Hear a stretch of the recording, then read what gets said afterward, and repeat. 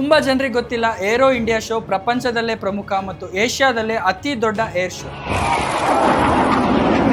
ಈ ಲೋಹದ ಹಕ್ಕಿಗಳ ಕಲರವನ ಯಲಹಂಕದ ಏರ್ಫೋರ್ಸ್ ಸ್ಟೇಷನ್ ನಲ್ಲಿ ಇದೇ ಫೆಬ್ರವರಿ 10ರಿಂದ 14ರವರೆಗೂ ನೀವು ಸಹ ನೋಡ್ಬೋದು. ಈ ಏರೋ ಇಂಡಿಯಾ ಶೋ ಅಂದ್ರೆ ಏನು, ಅದನ್ನ ಯಾಕೆ ಮಾಡ್ತಾರೆ, ಅದರಿಂದ ಏನು ಉಪಯೋಗ, ಇಂಡಿಯಾದಲ್ಲಿ ಮಾತ್ರ ಈ ಏರ್ ಶೋ ನಡೆಯೋದಾ, ಸಾಮಾನ್ಯ ಜನ ಕೂಡ ಇದನ್ನ ನೋಡ್ಬೋದಾ, ಬನ್ನಿ ತಿಳ್ಕೊಳ್ಳೋಣ.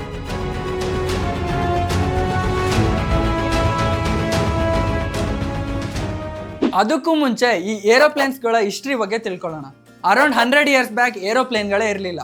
ಏರೋಪ್ಲೇನ್ಸ್ನ ಕಂಡಿಡಿದ್ದು 1903 ಜನ ಓಡಾಡೋ ಏರೋಪ್ಲೇನ್ಸ್ ಬಂದಿದ್ದು 1930 ಫಸ್ಟ್ ಇಂಟರ್ನ್ಯಾಷನಲ್ ಫ್ಲೈಟ್ ಶುರುವಾಗಿದ್ದು 1935 ಕತಾರ್ ಏರ್ವೇಸ್. ಇವತ್ ಬಿಡಿ, ದುಡ್ಡಿದ್ರೆ ಯಾವಾಗ ಬೇಕಾದ್ರೂ ಫ್ಲೈಟ್ ಬುಕ್ ಮಾಡ್ಬೋದು, ಎಲ್ಲಿಗೆ ಬೇಕಾದ್ರೂ ಹೋಗ್ಬೋದು.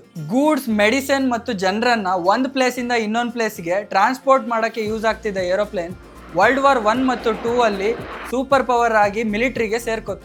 ಡೆವಲಪ್ ಆಗಿರೋ ಕಂಟ್ರೀಸ್ ತಮ್ಮ ಮಿಲಿಟರಿ ಪವರ್ನ ತೋರ್ಸಕ್ಕೆ ಹೊಸ ರೀತಿಯ ಏರೋಪ್ಲೇನ್ಸ್ನ ರಿಸರ್ಚ್ ಮತ್ತು ಡೆವಲಪ್ಮೆಂಟ್ ಮಾಡಕ್ಕೆ ಶುರು ಮಾಡಿದ್ರು. ಮೊದಲು ಬರೀ ಇದ್ದಿದ್ದು ಹಾಟ್ ಏರ್ ಬಲೂನ್ಸ್, ಗ್ಲೈಡರ್ಸ್ ಮತ್ತು ಮೈಕ್ರೋಲೈಟ್ಸ್ ಮಾತ್ರ. ಆದ್ರೆ ಇವಾಗ helicopters, commercial aeroplanes, fighter jets ಕೂಡ ಬಂದಿದೆ. ಈಗ ಸೂಪರ್ ಸೋನಿಕ್ ಏರೋಪ್ಲೇನ್ಸ್ ಕೂಡ ಬಂದಿದೆ.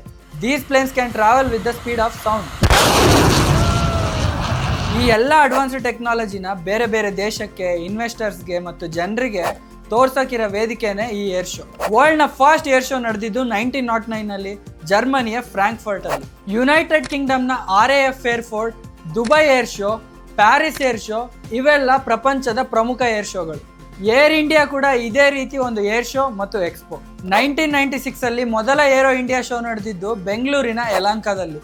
Defence exhibition organisation, ministry of defence ಪ್ರತಿ 2 ವರ್ಷಕ್ಕೆ ಒಂದ್ಸಲ ಈ ಏರ್ ಶೋನ ಯಲಹಂಕದ ಏರ್ಫೋರ್ಸ್ ಸ್ಟೇಷನ್ ನಲ್ಲಿ ಹೋಸ್ಟ್ ಮಾಡ್ತಾರೆ. ಈ ಬಾರಿ ಫೆಬ್ರವರಿ 10th ಇಂದ 14th ವರೆಗೂ ನಡೀತಿರೋ air show 15th edition show. ಕೊನೆಯ 2 ದಿನಗಳು ಜನರಲ್ ಪಬ್ಲಿಕ್ಗೆ ಅಲೋ ಇರುತ್ತೆ.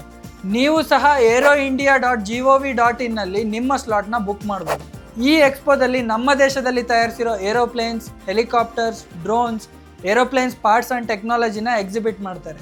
ಇದಲ್ಲದೆ ದೇಶ ವಿದೇಶಗಳಿಂದ 500ಕ್ಕೂ ಹೆಚ್ಚು ಕಂಪನಿಗಳು ಭಾಗವಹಿಸ್ತಿವೆ. Last 2023 27 countries, 809 exhibitors, businesses, investors, startups, MSMEs ಈ ಎಕ್ಸ್ಪೋನಲ್ಲಿ ಪಾರ್ಟಿಸಿಪೇಟ್ ಮಾಡಿದ್ರು.